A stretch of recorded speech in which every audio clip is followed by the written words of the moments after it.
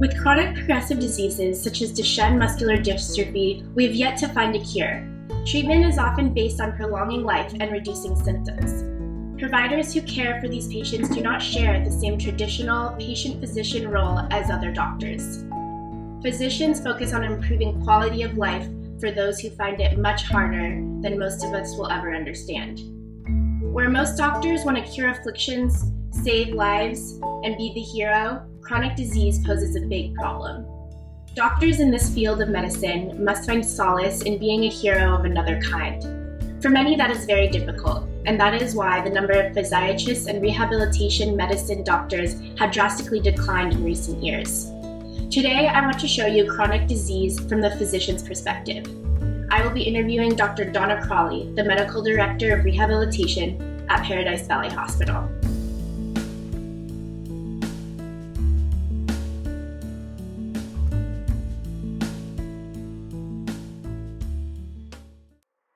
So what made you decide to become a doctor? Well, that was pretty easy because I did well academically and it's a competitive field, but I also knew that I would need to be able to socially interact with people. I really enjoy social contact. Why did you choose the specific field of rehabilitation medicine? I had done a rotation at the Rehab Institute of Chicago, which is a premier rehabilitation facility. I was exposed to a lot of chronic disabilities, such as Duchenne muscular dystrophy, where there was a really very good pediatric rehabilitation unit. I really enjoyed seeing people improve and getting back into the community and having a good quality of life once again.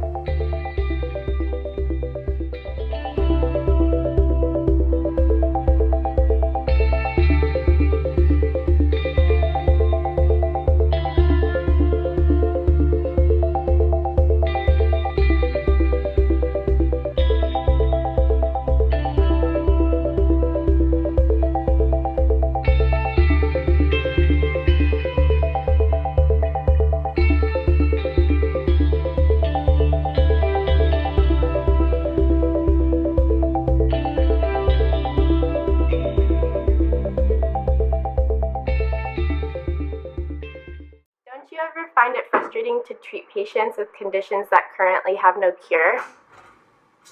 Well, there are a lot of medical conditions that are chronic and do not have a cure. However, I remain hopeful in the future. I live in a city where there's a lot of research going on, even particularly with this disease process. So I remain hopeful. But in the meantime, we still have patients whose quality of life is affected and their whole family's quality of life is affected by this disease process. I found a specialty where I could help improve that quality of life, that people could have meaningful lives, they could return to the community, they could live with their families and enjoy their lives and make the most out of every moment. For example, just recently my therapeutic recreational therapist told me about a program that's being offered by the Kiwanis Club here in San Diego, where people with any kind of disability can apply for a scholarship to learn how to do adaptive skiing at no cost. These are the kind of things people in rehabilitation are involved in. We'll fit someone with an electric wheelchair that will allow them to go to the beach. We have tires that are made specifically to go on to sandy terrain. I even have people that get on surfboards and paddleboard, surf, climb mountains. The sky is the limit.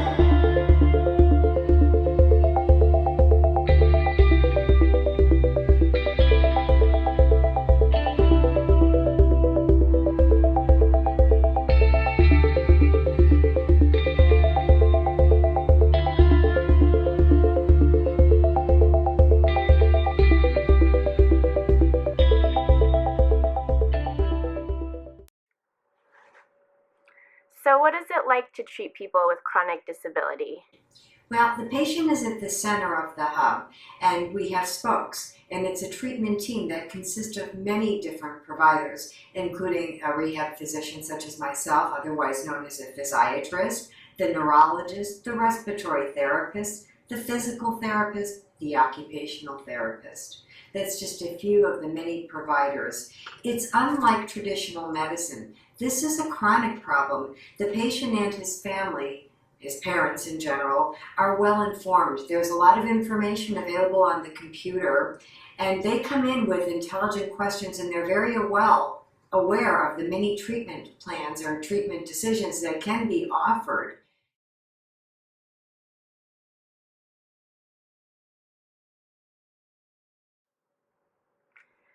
So how is it different treating someone with a rare disease than treating someone with a common, well-known disability?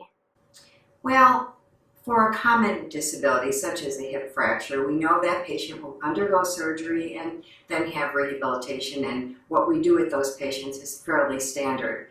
Now, with a rare disease, the clinicians themselves have very limited experience, and there's a whole host of symptoms and variable degrees of those symptoms and different outcomes expected for each patient.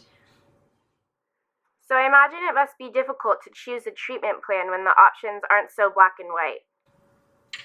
Absolutely, but I'm not the one dictating the treatment plan. Once again, the patient and his family is at the hub, and we need to consider things such as the home environment, social situation, religious preferences. So when you have a patient, you're saying you have to kind of discuss all of these risks and benefits with them, and they're part of the decision-making process? Absolutely. The patient and his family is in the driver's seat.